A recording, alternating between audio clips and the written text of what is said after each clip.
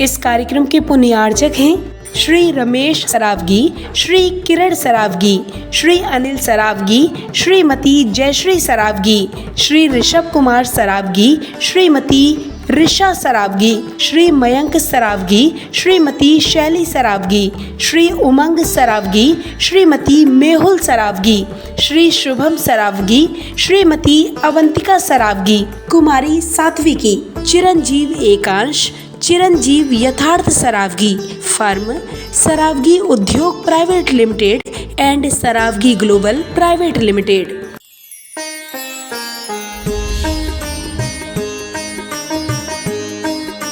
चैतन्य चमत्कारी श्री चंद्र प्रभु भगवान की, परम शांति विधायक श्री शांतिनाथ भगवान की, चिंतामणि श्री पार्श्वनाथ भगवान की, वर्तमान शासन नायक श्री महावीर भगवान की, 24 तीर्थंकर भगवंतों की, संत शिरोमणि 108 आचार्य गुरुवर श्री विद्यासागर जी महामुनिराज की, आचार्य श्री समय सागर जी महाराज की, गुणायतन प्रणेता शंकर समाधान प्रवर्तक भावना योग जनक तरुणाई के प्रखर वक्ता पूज्य मुनिवर श्री प्रमाण सागर जी महाराज की, पूज्य मुनिवर श्री संधान सागर जी महाराज की, समस्त मुनि संघ की।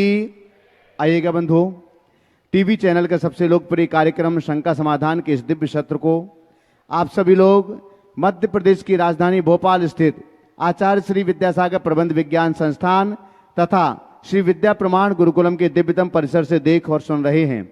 जो लोग यहाँ पर उपस्थित हैं, आप सभी का देश और दुनिया में अपने घरों पर बैठकर के जो लोग इस समय जनवाणी चैनल के माध्यम से इस कार्यक्रम को देख रहे हैं, उन सभी सुधी श्रोताओं का हम हार्दिक हार्दिक स्वागत एवं अभिनंदन करते हैं।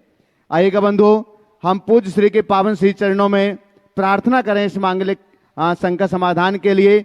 उसके पूर्व महाराज श्री का मंगलमय आशीर्वाद ग्रहण करते हैं। दोनों हाथों को जोड़िएगा, आपके लिए भी मंगल आशीर्वाद मिले और आपके माध्यम से देश और दुनिया में इस कार्यक्रम को देख रहे सभी भक्तों के लिए भी मंगल आशीष की छांव प्राप्त हो। हे महाराज श्री, नमोस्तु नमोस्तु नमोस्तु, इच्छामि इच्छामि इच्छामि।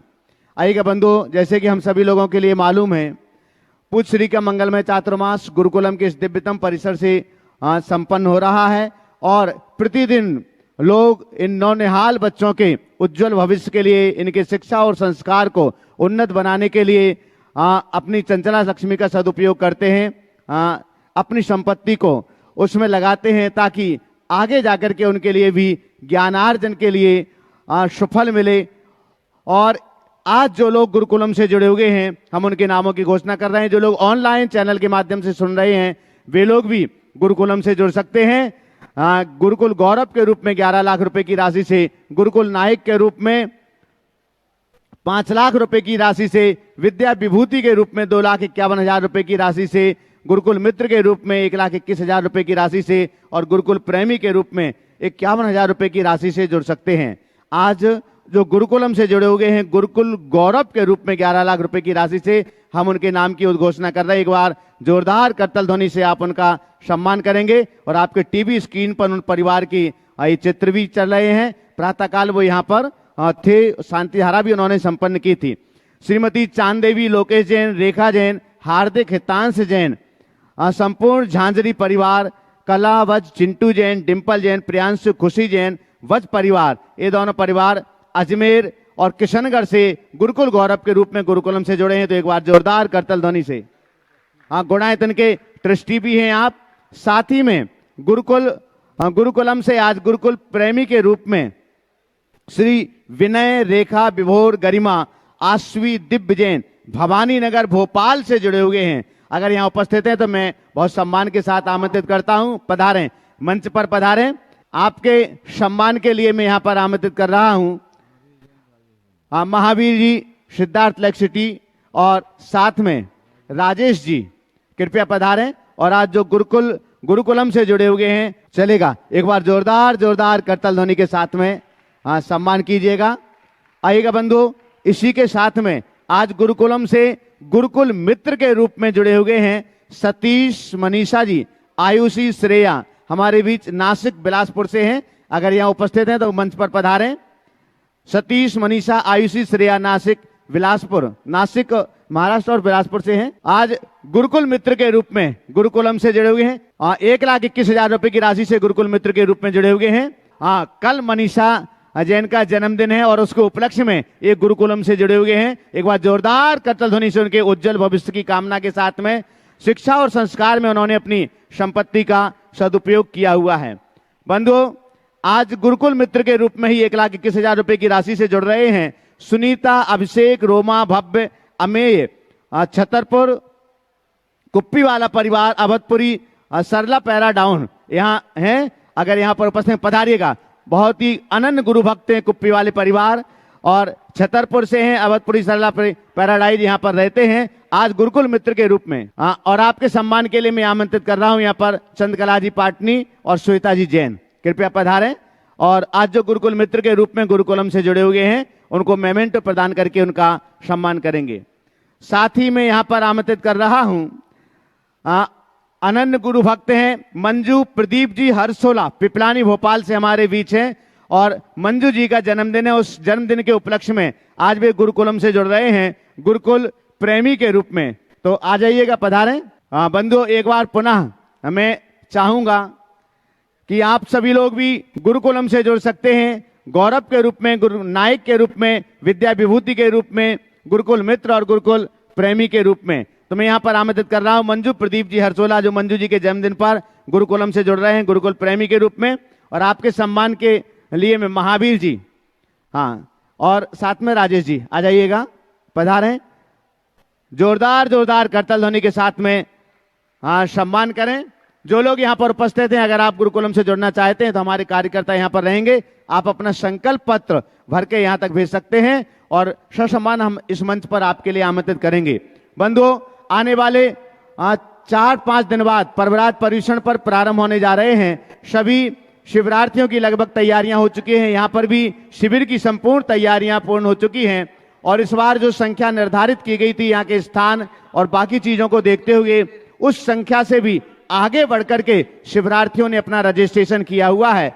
ऑनलाइन रजिस्ट्रेशन आप सबको मालूम है 15 तारीख से बंद है, लेकिन अभी भी बहुत सारे लोग आ रहे हैं। महाराज श्री ने ये आदेश दिया है, आशीर्वाद दिया, किसी को निराशा ना हो, इसीलिए ऑफलाइन के रूप में सभी के रजिस्ट्रेशन जो है अभी यहाँ पर हैं। लेकिन आज प्रातःकाल महाराज श्री ने जैसे कि घोषणा की थी कि श्रावक संस्कार शिविर तो होता ही होता है, लेकिन शिविर के दौरान 10 लक्षण विधान भी संपन्न होता है।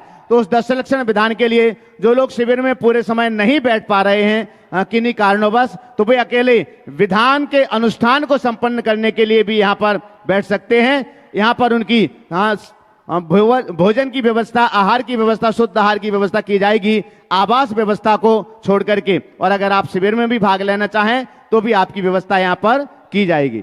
चलेगा, दोनों हाथों को जोड़ते हैं और इसी के साथ पूज्य श्री संधान सागर जी महाराज जी के पावन श्री चरणों में शंका समाधान के सत्र को आगे बढ़ाने के लिए हम प्रार्थना करते हैं। हे महाराज श्री, नमोस्तु नमोस्तु नमोस्तु। चलते हैं गुरु चरणों में।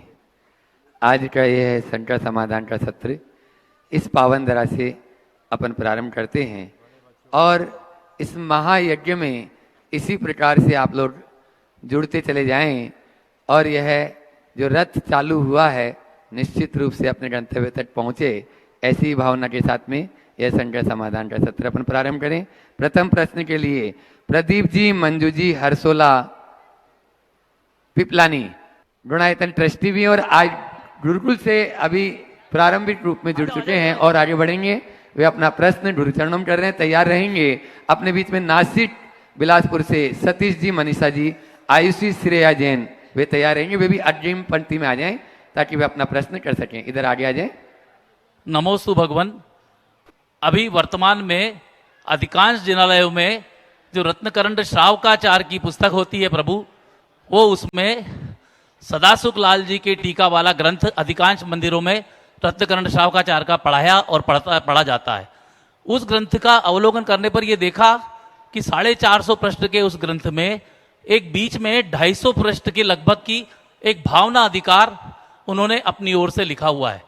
महाराज, मेरी शंका यह है कि समंत भद्र आचार्य जी के समकक्ष उस पुस्तक के बीच में अपनी पुस्तक उन्होंने जो जोड़ी, ये थोड़ा सा कुछ उचित है, अनुचित है? नमोस्तु भगवान।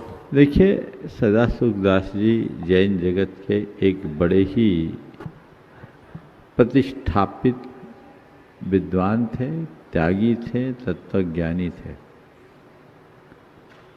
और उन्होंने उसकी टीका लिखी है वचनिका, आधार रत्नकर्ण श्रावकाचार्य को बनाकर उन्होंने उन बातों को शास्त्रों के निचोड़ के रूप में प्रस्तुत किया है जिसे गृहस्थों की जरूरत है।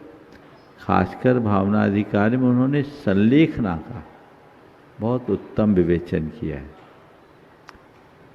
इसलिए इनको हमें इसका स्वागत करना चाहिए। और ये अपने आप में बहुत ही अच्छा विवेच्य है। अगर हम उसके हार्द को समझें तो हमारे विषय को ये ज़्यादा बोधगम्य बने। नमोस्तु भगवान, नमोस्तु।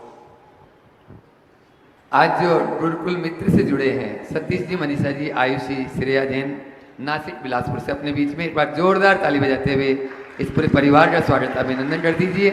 और अगला प्रश्न करेंगे नवीन जी जैन, इंदौर। नमोस्तु महाराज जी, इक्षामी एलक जी।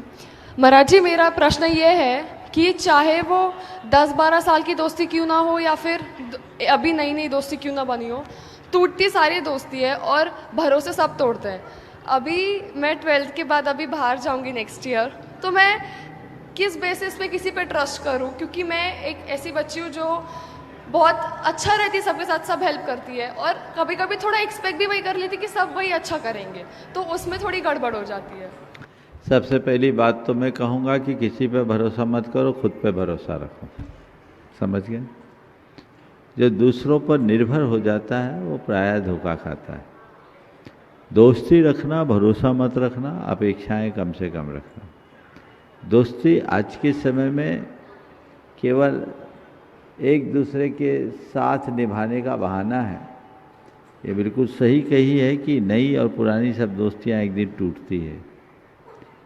तो हमें इसे देखना चाहिए और इन सब चीज़ों में भी पहले दोस्त को चयन पर विचार करना चाहिए। हम अच्छा मित्र किसको बनाएं? जो हमें अच्छी प्रेरणा दे, जो हमें गलत मार्ग से रोके, जो हमारे हित के मार्ग में हमें लगाए, जो हमें अहित से बचाए, वो मित्र बनाने लायक। तो ऐसे व्यक्तियों से निकटता बनाओ, प्रगाढ़ता नहीं। बस इतनी बात समझोगे तो जीवन बहुत आगे बढ़ेगा। ये बात सत्य है। मनुष्य एकाकी नहीं रह पाता, उसको साथ चाहिए, और साथ के लिए मित्र तो चाहिए, लेकिन साथ के नाम पर जिस किसी का साथ नुकसान देगा। अच्छों का साथ जीवन में सुख का संचार करता है। तुम बाहर जा रही हो, मैं तुम्हारे माध्यम से तुम्हारे जैसी सब बच्चों और बच्चियों के लिए कहूँगा कि दोस्ती के नाम पर धोखा ना हो, इस बात का ख्याल रखना। और ज़रूरत से ज़्यादा दोस्ती नहीं। सबसे पहले कितनी भी दोस्ती हो, कैसी भी दोस्ती है, हमें अपनी मर्यादा को सुरक्षित रखना है। मर्यादा को खंडित करके की गई दोस्ती अर्थहीन होती है। हमें इससे बचना। नमोस्तु महाराज। आयुषी जैन वो अपना प्रश्न कर रहे हैं और नवीन जी जैन इंदौर तैयार रहेंगे। नमोस्तु महाराज जी, इच्छामी अलग जी। मेरा प्रश्न ये था कि मेरी मम्मी हमेशा जब भी विद्यासागर जी महाराज की या शिखर जी से लौटते समय इन बारे में जब दर्शन करती हैं तो उनकी आंखों में बहुत पानी आ जाता है, और बहुत ज़्यादा आ जाता है, वो चाहकर भी रोक नहीं पाती हैं। तो ये वाली चीज़ आज तक हम भी नहीं समझ पाए हैं। देखो, ये भावातिरेक में ऐसा होता है, आंसू आते हैं, और आंसू का आना बुरा नहीं है, अच्छा है। हमारे यहाँ तो कहा है, बानिम गदगद यन बपुह पुलकयन नेत्रदयन श्रावयन मूर्धानम नमयन करो मुकलियन चेतो पिनिर्वापयन। भगवान की भक्ति कैसे करो? गदगद वाणी से, रोम रोम पुलकित हो जाए, कर मुखलित हो जाए, और आंखों के से आंसू की धार बहने लगे। समझ गया? तुलसीदास जी ने इस बात को रामचरितमानस में इस तरह से लिखा है, तुम दर्शन ते पुलक शरीरा, गदगद गीरा, नयन बहे नीरा। कि भगवान आपके दर्शन से मेरा रोम रोम पुलकित हो गया, मेरी गी यानी वाणी गदगद गीरा, वाणी गदगद हो गई, और नयन बहे नीरा, नयनों से नीर बहने लगे। तो ये भक्ति का एक प्राकट्य है, भक्ति की अभिव्यक्ति है। समझ गए? दिख रहा है, बशर्ते इस क्षणों में मन में व्याकुलता न। ठीक है जी महाराज जी। नमोस्तु महाराज जी। नवीन जी नमोस्तु गुरुवर, नमोस्तु गुरुवर, संपूर्ण इंदौर परिवार से नमोस्तु गुरुवर। अपने बीच में और वे अपना प्रश्न करें। और आज जो गुरुकुल प्रेमी के रूप में जुड़े हैं विनय जी, रेखा जी जैन, सोनागिर। मंच पे विराजित द्वैत मुनिराजों के चरणों में बारंबार नमोस्तु नमोस्तु नमोस्तु। शुल्लक जी महाराज जी को एक शामी, सभी को जय जिनेन्द्र। महाराज जी, जीवन जीना एक कला है, हम युवा इस जीवन जीने की कला को कैसे सीखें? बहुत अच्छा सवाल है। जीना एक कला है और हम युवा जीने की कला को कैसे सीखें? पहले जीवन को जानो तो जीने की कला सीख पाओगे। तुम युवाओं की दुनिया ही अलग है। तुम्हें जो सामने दिखता है बस वही सब कुछ दिखता है। जीवन के मर्म को समझो। मैं बालक हो या युवा, वृद्ध हो या जवान, स्त्री हो या पुरुष, सबसे एक कहना चाहता हूं, सबसे पहले ये जानो मैं हूं कौन। क्या नाम है तुम्हारा? नवीन, नवीन जैन। नवीन हो ना? कब से हो नवीन? महाराज जब से नाम रखा है। उसके पहले तुम थे कि नहीं? जी महाराज जी। तो क्या थे तुम? वो नहीं पता। और पता करने की झंझट भी नहीं पालते। एक दिन कहानी खत्म हो जाएगी। नवीन रहेगा क्या? नहीं महाराज जी। नाम तो खत्म हो जाएगा, लेकिन नामधारी रहेगा कि नहीं? बोलो, थोड़ी देर के लिए सोचो, इस जन्म के पहले तुम थे कि नहीं? महाराज जी थे। मृत्यु के बाद रहोगे कि नहीं? जी महाराज जी रहेंगे। तो ये जन्म के पहले और मृत्यु के बाद और जो वर्तमान में है वह तुम हो। वो कौन है? ये शरीर, ये ऊपर का चोला है, भीतर की आत्मा तुम हो, उसे पहचानो।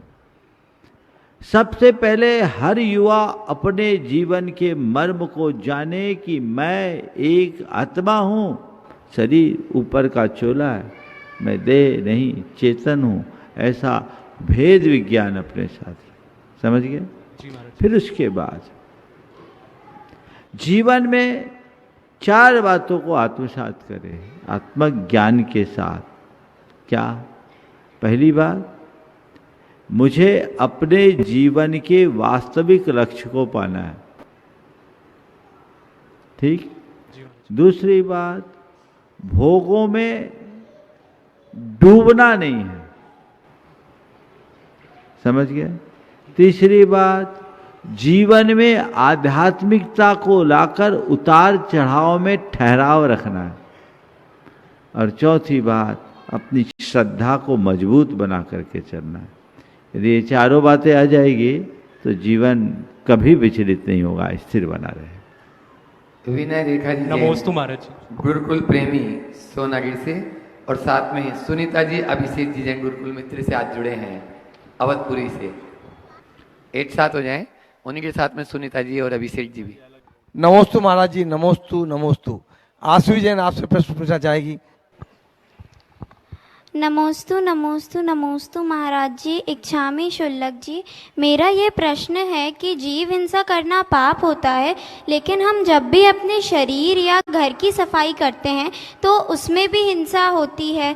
तो ये प्रश्न मेरे मन में था कि इसका क्या समाधान हो सकता है। बिल्कुल सही बात पकड़ी है। हम जब भी कोई भी क्रिया करते हैं उसमें हिंसा तो होती, इसलिए क्या करें? इनसे यथासंभव बचे। समझ गए? अब गृहस्थ हो, जो क्रियाएं करनी होती है वो तो करनी ही पड़ेगी। तुम गृहस्थ बिना नहाए धोए तो नहीं रह सकोगे। घर में रहोगे तो साफ सफाई भी करना पड़ेगी, लेकिन उसमें यत्नाचार करो। समझे? लोग अगर नियमित ध्यान रखते हैं तो कम हिंसा होती है, और महीनों ना देखे और एक साथ करे तो बहुत जीव जंतु उत्पन्न हो जाते हैं। तो अपने इस व्यवहार में यत्नाचार का पालन करना, समझ गए? क्रिया में हिंसा होना और हिंसा की क्रिया करना दोनों में बड़ा अंतर है, इसलिए यथासंभव सावधानी रहो।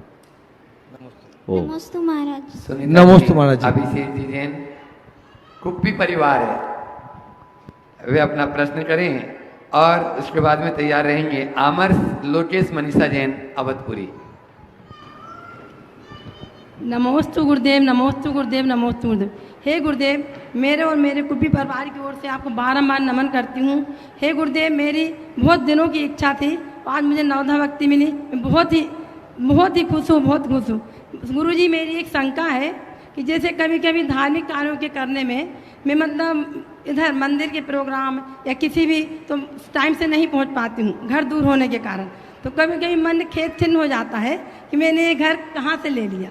जैसे आप नवधा भक्ति में सोच रही थी, लेकिन वो तो हो गया, लेकिन और भी सब कार्यों में जैसे शाम की क्लास में नहीं आ पाना, ऐसे कुछ मन में विकल्प आते रहते हैं। तो गुरुजी, क्या इसमें भी पाप लगता है क्या? देखो, स्वाभाविक है जब किसी को कोई अच्छा अवसर मिलता हो और दूरी की बाधा के कारण उपस्थित नहीं होते, तो मन में थोड़ी बहुत आकुलता तो होती है। तो ऐसे समय में आकुलता करने की बजाय थोड़ा सा अपने आप को बदलना चाहिए और भावना भाव कि हे भगवान, मैं इस लायक हूँ कि मैं थोड़े पास आ जाऊँ। रोज भावना भावोगे, हो सकता है कोई निमित्त मिले और भगवान तुम्हें अपने पास बुला ले। गुरुजी, आपका आशीर्वाद मिलेगा, जरूर हो जाएगा। नमोस्तु और गुरुदेव, बता रहा नमोस्तु। हूँ, आज के समय में भोपाल जैसे शहर में जहाँ तक महाराज जा सकते हैं, ध्यान से सुनो, जिसके घर तक महाराज जा सकते हैं, समझ लेना वो मंदिर के पास है। अगर दूर होता तो हम लोग कैसे जा सकते हैं? तो जब महाराज पैदल हमारे घर आ सकते हैं तो हमारे पास तो 100 साधन है, हम भगवान के पास क्यों नहीं आ सकते? 1.5-2 किलोमीटर तो बाजू की बात कहलाती है, शहर है। अब यहाँ तो देखो परिसर ही आधा किलोमीटर का है, कहीं जाओ आओ तो इतना तो लग ही जाता है। तो ये चीजें हैं। तो शहरों में इस तरह की स्थितियां बनती है, तो उसमें क्लेश नहीं करना चाहिए, हमें अवसर अनुकूलता के अनुरूप लाभ लेना चाहिए। आमर्स लोकेश मनीषा जी जैन पूरे परिवार के साथ में और उनके साथ में आचार्य विद्यासागर प्रमाणित पाठशाला के बालक जन भी और तैयार रहेंगे। उसके बाद में नयन अनूप पंकज जैन प्रमाण सागर सेवा संघ ललितपुर के उत्साही कार्यकर्ता सारे एक साथ तैयार रहेंगे। दुई महाराजों के चरणों में बारंबार नमोस्तु नमोस्तु नमोस्तु और छुल्लक जी के चरणों में इच्छामी। महाराज जी, मेरा प्रश्न ये है कि पर्युषण पर्व में स्कूल जाने वाले बच्चे व्रतों का पालन कैसे करें? बहुत अच्छा सवाल। देखो, हमने ये सुना है, क्या सच्चाई है कि मध्य प्रदेश में और कई राज्यों में एक बहुत पुराना नोटिफिकेशन है कि दशलक्षण के दिनों में जैन कर्मचारियों को 1.5 घंटा या 1 घंटे विलंब से कार्यालय पहुंचने की छूट है, ताकि वो अपना व्रत उपवास पूजा पाठ करके आ सके। 10 दिन की ये छूट है ना, बहुत सालों से। हमारे अभिभावकों को चाहिए कि विद्यालयों के प्रबंध को वो नोटिफिकेशन दिखाते हुए कहा जाए कि हमारे जैन बच्चों को 10 दिन तक कम से कम 1 घंटे की छूट दी जाए। 7 बजे से बच्चे स्कूल जाएंगे तो न वो मंदिर कर पाएंगे, न पूजा कर पाएंगे, न अभिषेक कर पाएंगे, और एकासन तो कर ही नहीं पाएंगे बच्चे। तो उनका सब कुछ धरा रह जाता है। और कई जगह तो उन्हीं डेट्स में एग्जाम रख देते हैं। इस बार तो एग्जाम नहीं है तुम लोगों के? नहीं महाराज। हाँ, नहीं है, बहुत अच्छा। तो कई जगह तो उसी डेट्स में एग्जाम रख देते हैं, ये भी एक बहुत बड़ा झमेला है। तो एग्जाम से बचे तो उन दिनों अगर अभिभावकगण पहले से जाकर कहे और करीब 1-2 घंटे की छूट मिल जाए तो बच्चे आराम से सुबह से पूजा पाठ धार्मिक अनुष्ठान करके मंदिर जा सकते हैं। 10 दिन तुम स्कूल जाने वाले बच्चे अगर 8 बजे निष्कासन करोगे तो बनेगा नहीं, 8 बजे तक स्कूल पहुंचना है। तो तुम बच्चों को ऐसा करना चाहिए कि 10 दिन रात में चारों प्रकार के आहार का त्याग रखें, 10 दिन तक बाहर का कुछ भी ना खाएं, और एक बार खाना खा पाए तो 2 बार खाएं। सुबह नाश्ता लेकर घर से जाए और स्कूल से आकर के अच्छे से भरपेट भोजन करे और 10 दिन का अपना काम चला ले, तो ये अपना सारा काम व्यवस्थित बन सकता है और उस तरीके का अपने को ध्यान रखना चाहिए। तो ये एक हमारी व्यवस्था है, उसके अनुरूप काम करे। मैं पूरे देश के लोगों को ये संदेश देना चाहूँगा कि आप लोग इनको ध्यान में रखते हुए इस पूरे के पूरे कार्यक्रम को आगे बढ़ाएं और सब लोग अपने अपने, अभी 4-5 दिन हैं, अभी भी संपर्क करने से ये काम हो सकता है। और जो छुट्टियां पड़े उन दिनों बच्चे अपना जितना नियम संयम ले सके, शक्ति के अनुसार जो एकासन कर सकते हैं वो करें, उस दिन तो कुछ नहीं है। बाकी दिनों में ऐसा किया जा सकता है और ये बच्चों के लिए एक अच्छे संस्कार का कारण बन सकता है। नमोस्तु महाराज जी, नमोस्तु महाराज जी। अगला प्रश्न कर रहे हैं ललितपुर से प्रमाण सागर सेवा संघ के उत्साही युवा नयन जी जैन, अनूप जी जैन, पंकज जी पार्षद और उनके सभी साथीगण एक बार जोरदार ताली बजा दीजिए, जिनको जहां पर जरूरत होती है, जब जरूरत होती है, अपनी सेवाएं देते हैं। वे अपना प्रश्न गुरु चरणों में करें और तैयार रहेंगे। ज्योति पंकज जी जैन, श्री विद्या प्रमाण गुरुकुलम। परम पूज गुरुदेव के चरणों में बारंबार त्रिकाल बार नमोस्तु नमोस्तु नमोस्तु। गुरुदेव, हमारी शंका यह है, आज की इस आधुनिक युग में अगर हम सच बोले तो आदमियों को दिक्कत रहती ही है और झूठ बोलने पर तो दिक्कत रहती ही है, तो हम बोले तो क्या बोले? कृपया गुरुदेव शंका का समाधान। बोलना कोई जरूरी है क्या? अगर सच बोलने में दिक्कत है तो मत बोलो और झूठ बोलने में दिक्कत है तो मत बोलो, फिर क्या करो? कुछ बातें ऐसी है जहाँ टाल दो, बिना बोले भी तो रहा जा सकता है। जहाँ ज़्यादा दुविधा है वहाँ बात को टालना सीखो, इसी में सुरक्षा है। कभी भी ऐसा सच बोलना नहीं जिससे दिक्कत आए। हमारे यहाँ कहा गया, जिस सत्य से कोई आपत्ति में फंसे, हमें ऐसे सत्य से बचना चाहिए और अपने जीवन को बेहतर बनाने का प्रयत्न करना चाहिए। नमोस्तु महाराज जी। ज्योति जी पंकज जी जैन, श्री विद्या प्रमाण गुरुकुलम। अतिशय जी जैन सीए फाउंडेशन के छात्र हैं श्री विद्या प्रमाण गुरुकुलम के। वे अपना प्रश्न करेंगे और तैयार रहेंगे। चंद्रकला जी पाटनी, रांची। दो मुनिराजों के चरणों में नमोस्तु नमोस्तु नमोस्तु। शुल्लक जी के चरणों में इच्छामि इच्छामि इच्छामि। महाराज जी कहते हैं कि दुनिया का सबसे बड़ा रोग क्या कहेंगे लोग। महाराज जी, ये बात छात्र जीवन में बराबर अप्लाई होती है। महाराज जी, जो छात्र अपने एग्ज़ाम की प्रिपरेशन करते हैं, बीच में बहुत सारी प्रतिक्रियाएं आती हैं लोगों द्वारा, वो कई बार छात्र उनसे प्रभावित होकर अपने लक्ष्य से विमुख हो जाते हैं। महाराज जी, ऐसे में प्रतिक्रियाओं से अप्रभावित रहने की कला कैसे विकसित करें? नमोस्तु महाराज जी। देखिए, लोगों को देखोगे तो ये बातें आते रहेगी, अपने आप को देखोगे तो कुछ नहीं आएगी।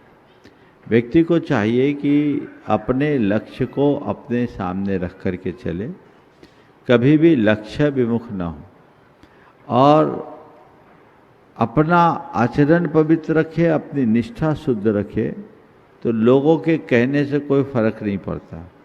जब हम दूसरों से अपेक्षाएं रखते हैं और दूसरों से अपनी तुलना की मनोवृत्ति बढ़ा लेते हैं, तो इस तरह की स्थितियां हमारे जीवन में बढ़ जाती है। इसलिए इस भाव से ऊपर उठकर हमें अपने उद्देश्य को सामने रख करके चलना चाहिए। लोग क्या कहेंगे ये दिमाग से हटाओ, हमें क्या करना है ये दिल में बिठाओ। नमोस्तु महर्षि, नमोस्तु। चंद्रकला जी पाटनी, रांची। वो अपना प्रश्न करें और उसके बाद में तैयार रहेंगे। हाँ, अगले प्रश्नकर्ता को अपन बुलाएं, उससे पहले अपने बीच में सम्मान के लिए असुर भैया जी तैयार रहें। मेरी तरफ से, जगत के सब जीवों की तरफ से मुनिराजों के चरणों में नमोस्तु।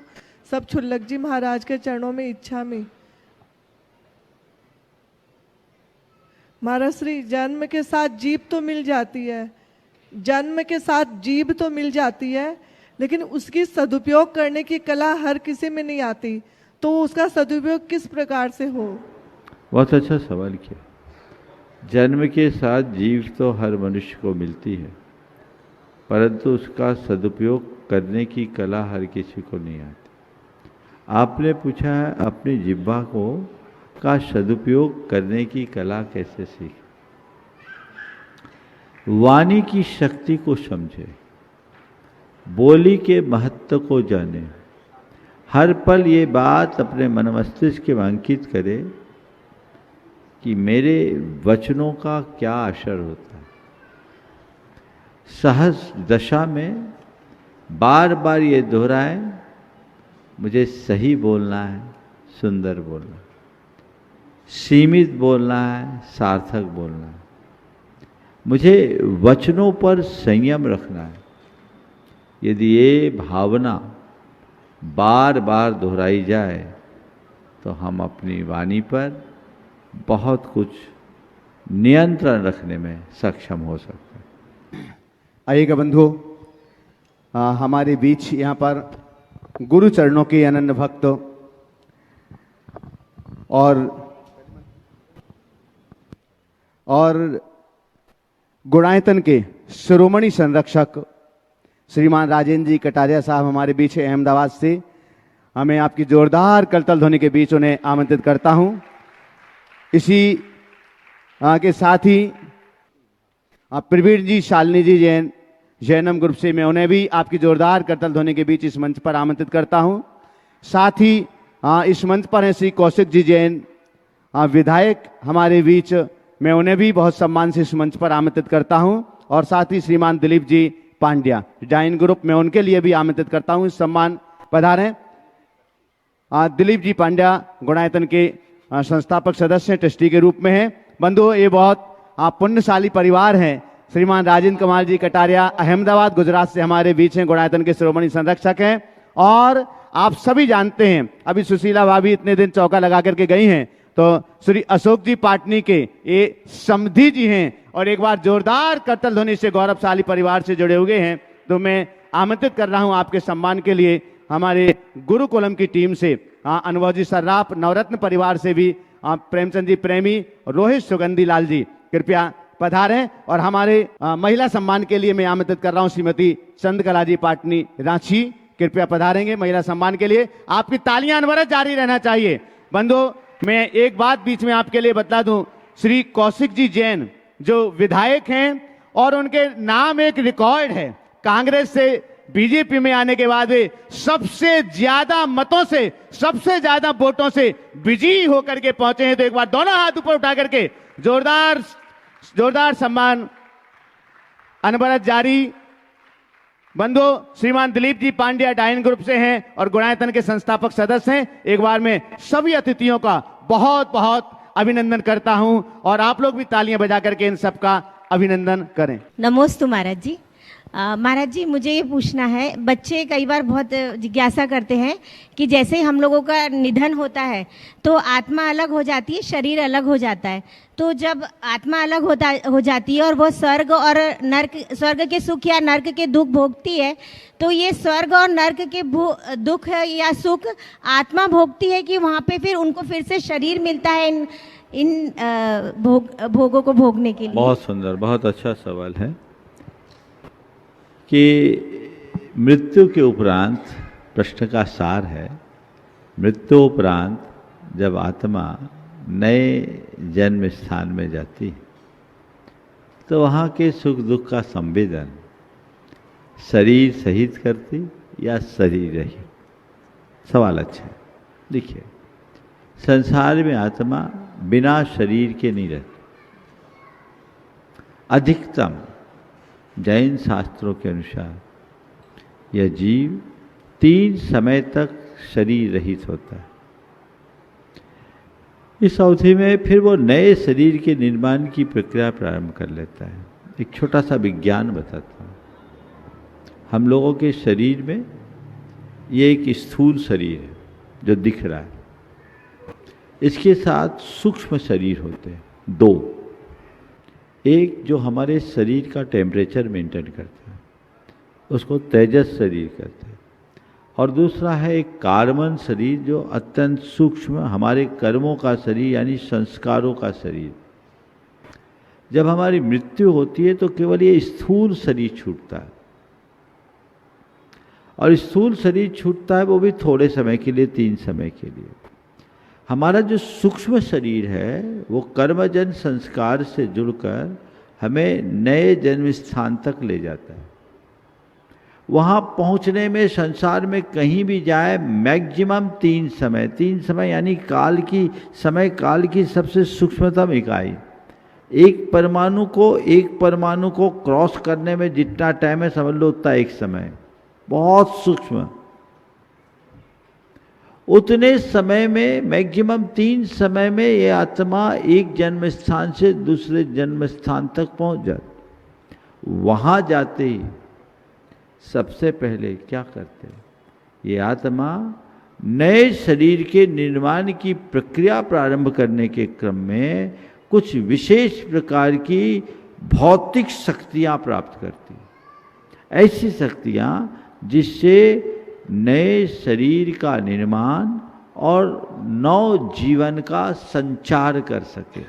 अपने शरीर की योग, अपनी इंद्रियों की योग, अपनी भाषा की योग, सोचने की योग, श्वास प्रश्वास की योग, उन शक्तियों को प्राप्त करने में बहुत ज़्यादा समय नहीं लगता। शास्त्र की भाषा में एक अंतर मुहूर्त यानी कुछ मिनट, और उन मिनटों में जब वो आत्मा वो शक्ति ग्रहण कर लेती है तो वह अपने जीवन को संचालित करने में सक्षम हो जाती है। उनको बोलते हैं पर्याप्त।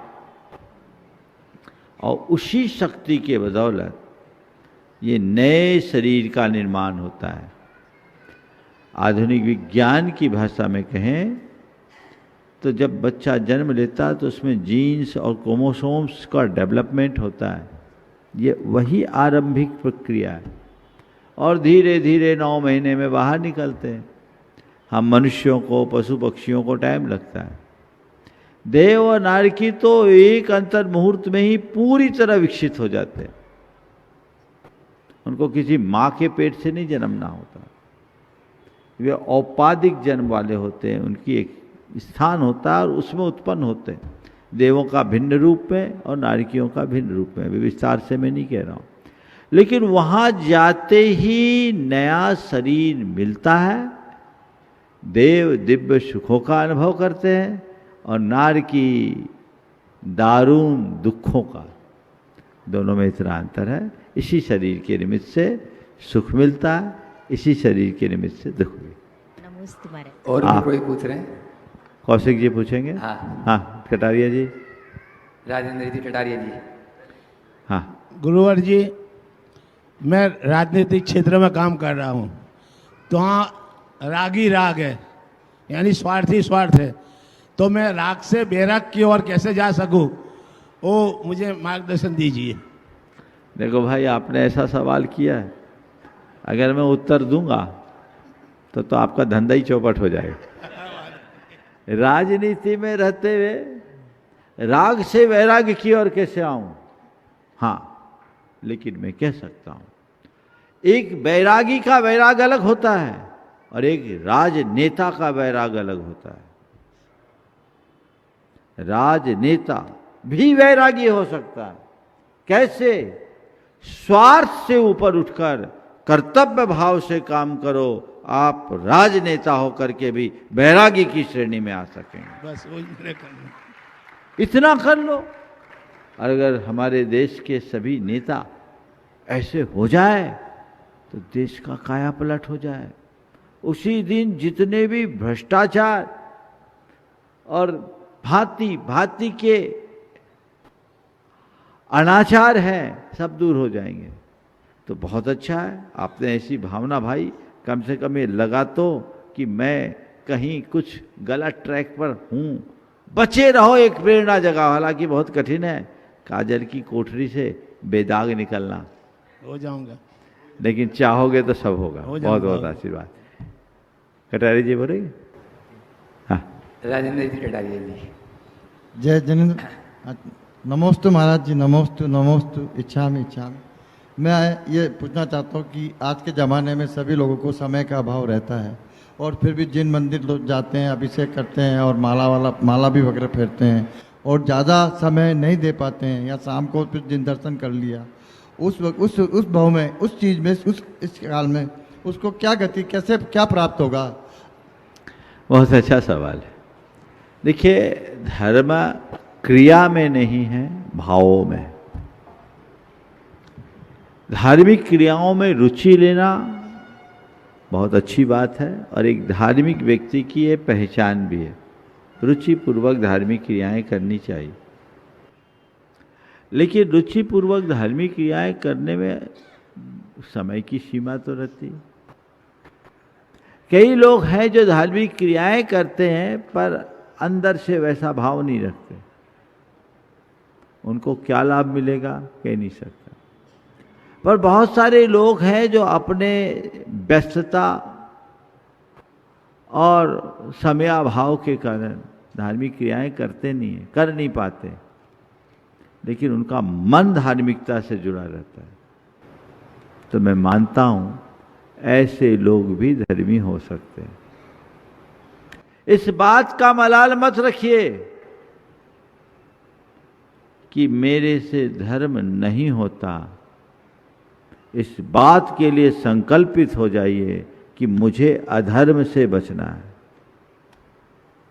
पुनः दोहरा रहा हूं, इस बात का मलाल मत रखिए कि मुझसे धर्म कम होता है। इस बात का संकल्प रखिए कि मुझे अधर्म से बचना है।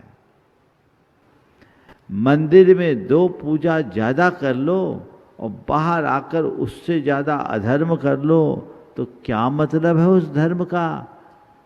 मंदिर में भले तुम केवल मत्था टेक के आओ और मन में भगवान को बिठाओ, सद्धर्म पूर्ण आचरण करो, जीवन बदल जाएगा। अधर्म से बचने की तरफ हमारा ध्यान जाना चाहिए। मैं पुनः उस वाक्य को दोहरा रहा हूं जो आपके उत्तर में सबसे पहले मैंने कहा, धर्म क्रिया में नहीं, भावों में। कोई आदमी व्यस्त है, कोई बात नहीं, आप मंदिर में ज्यादा समय नहीं दे सकते, घर से अपने प्रतिष्ठान तक जाते हो 1 घंटे का ट्रेवल हो, गाड़ी में बैठो, मौन हो जाओ, चलती गाड़ी में नमोकार जप सकते हो, चलती गाड़ी में प्रवचन सुन सकते हो, तो 5 मिनट में भी जितना मिले उतना करो ना। जहां हमें समय मिले, मॉर्निंग वॉक करते हो कर सकते हो, एक्सरसाइज करते हो कर सकते हो, रोटी बनाते समय नमोकार जप सकते हो, प्रवचन सुन सकते हो, क्यों नहीं कर सकते हो? धर्म करने का तरीका बदलो, धर्म कभी दूर नहीं होगा, तरीका अपना होना चाहिए। दिलीप जी। नमस्ते गुरुवर। पहले तो क्षमा प्रार्थी हूँ कि बहुत दिन बाद मिला मैं, आपके दर्शन हो पाए मुझे। मेरी कुछ ऐसा हो गया कि नहीं आ पाया, तो क्षमा प्रार्थी हूँ। मेरे मन में 2-3 क्वेश्चन हैं गुरुवर। एक तो ये कि आदिनाथ भगवान शायद तृतीय काल के अंत में हुए थे और चतुर्थ, ऐसा कहा जाता कि तीर्थंकर चतुर्थ काल में ही होते हैं, तो वो कैसे संभव है? एक ही है, एक और है, 2 बोल रहे थे ना। दूसरा ये है कि मैं जैसे अभी पंचम काल चल रहा है, छठा, फिर वापिस छठा और 5वां, तो सीधा चतुर्थ काल में कैसे आऊँ? सुनो, बहुत सुंदर।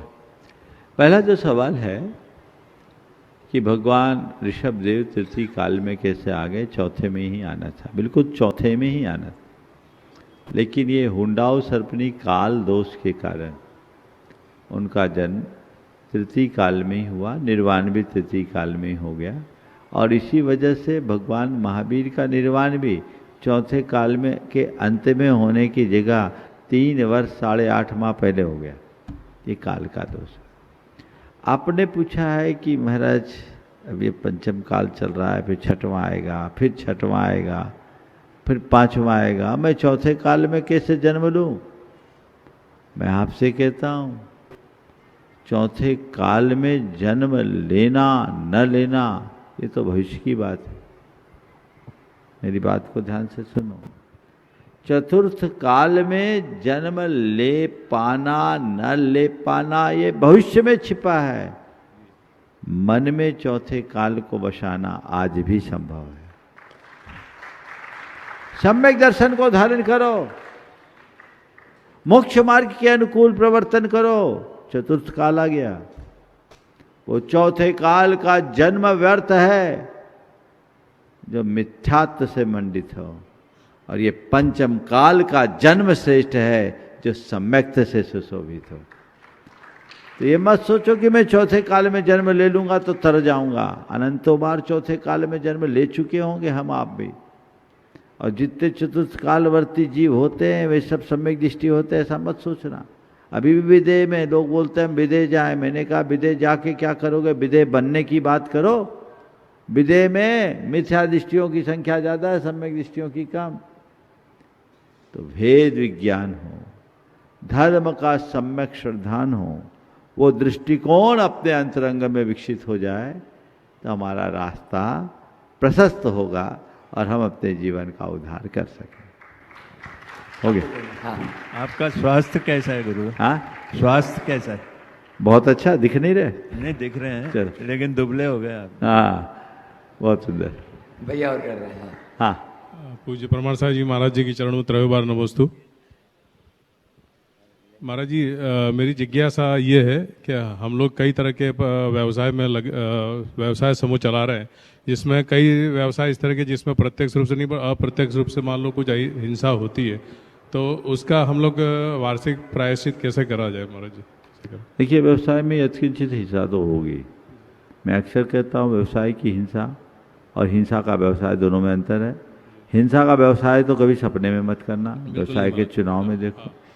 और व्यवसाय में अगर हिंसा हो रही है तो रोज अपनी निंदा गढ़ा करो, भगवान से कहो, हे भगवान ये मेरा कैसा दुर्भाग्य है कि मैं आज दुनियादारी में उलझ करके आज भी पाप में लगा हूँ।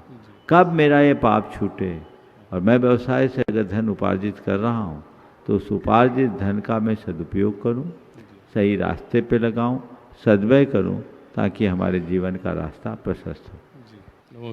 अपने बीच में गुणायतन के शिरोमणि संरक्षक योगेंद्र जी जैन यहाँ पर उपस्थित हैं, वे मंच पर आ जाएं।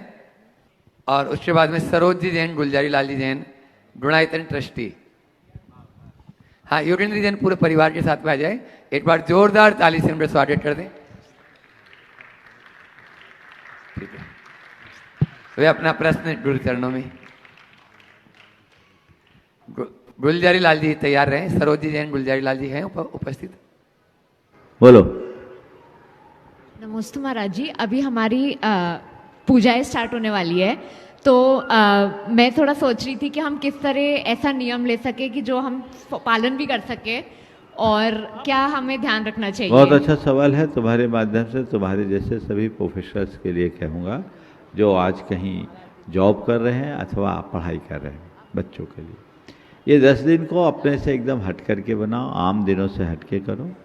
10 दिन विशुद्ध धर्म ध्यान होना चाहिए।